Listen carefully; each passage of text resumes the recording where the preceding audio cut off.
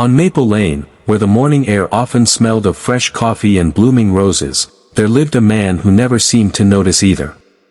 His name was Jonathan Blake, a CEO who had built his empire from the ground up but had somehow lost sight of everything that wasn't business. To his neighbors, he was the man with perfectly pressed suits, polished shoes that clicked sharply against the pavement, and eyes that rarely looked up from his phone. Children whispered that he never smiled, that even the mailman hesitated before knocking on his door. Jonathan liked it that way, detached, undisturbed, in control. Yet behind those tall glass windows of his modern home, silence was his only companion. He had wealth beyond measure, but no family dinners, no one to say goodnight to, no one waiting for him when he returned late.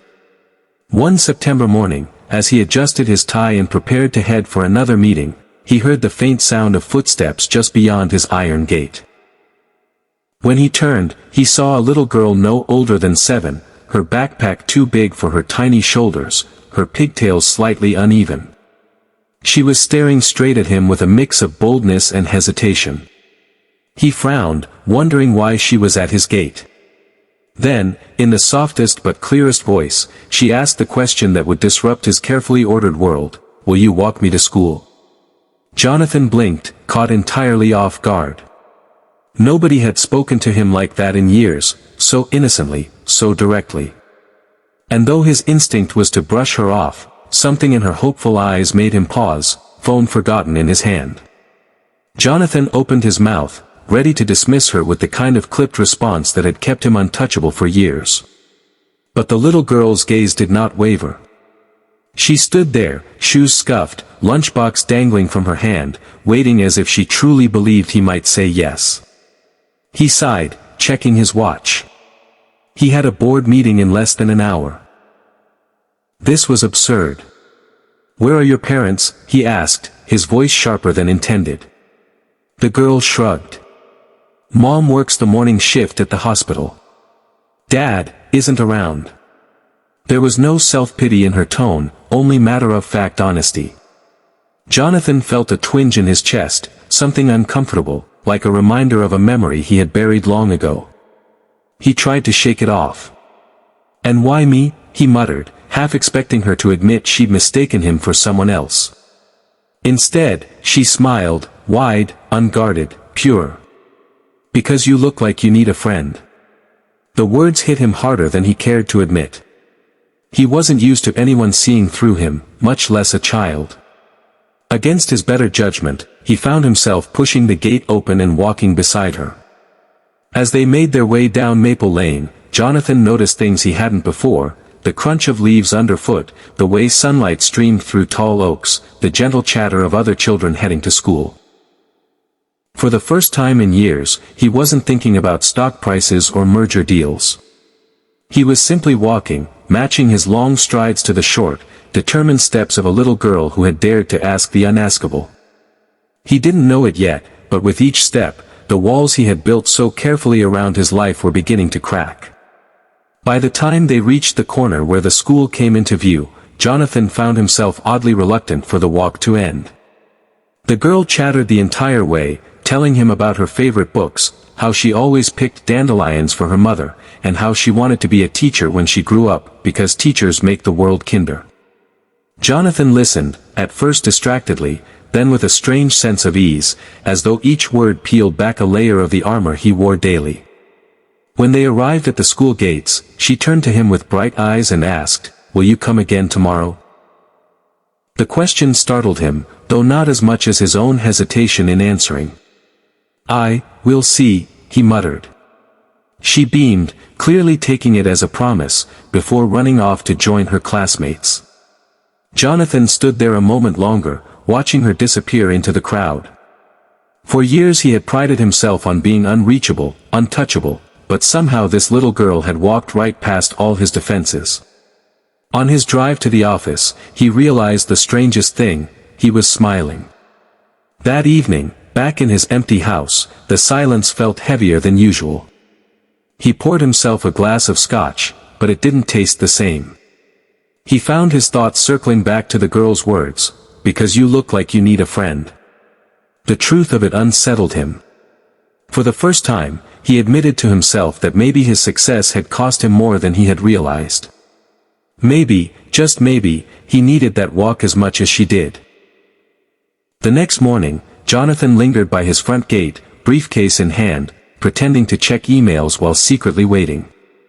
He told himself it was coincidence, that he simply happened to leave at the same time.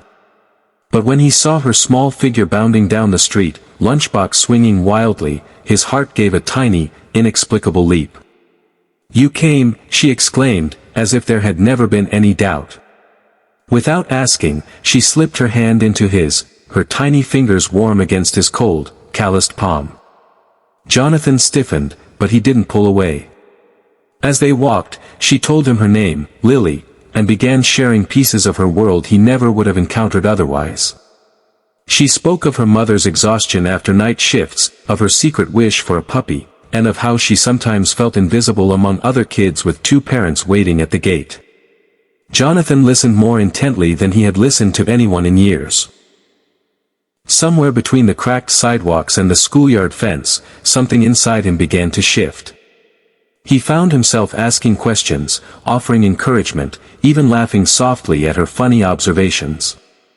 The walk seemed over too soon, and when Lily waved goodbye with her usual cheer, Jonathan felt the pang of absence immediately.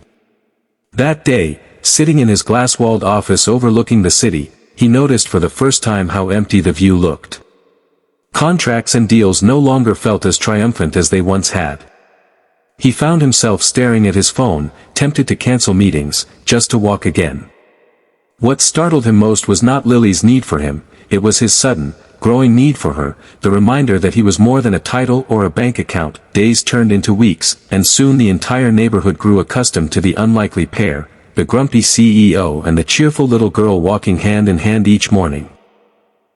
Parents whispered, children giggled, but Jonathan didn't care.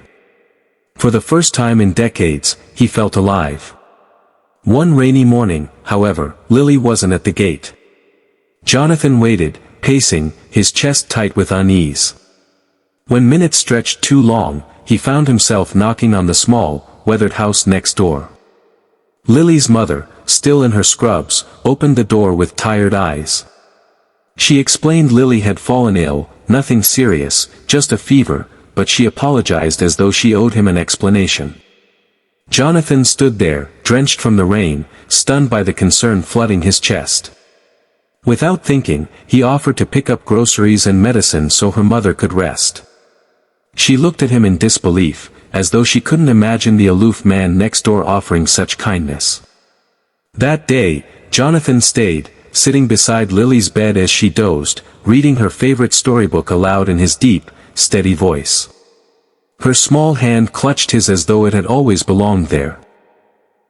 Watching her fragile frame beneath the blankets, Jonathan felt a profound ache, a realization that he had spent years chasing achievements that meant nothing compared to this moment. For once, he wasn't CEO Jonathan Blake, the ruthless businessman.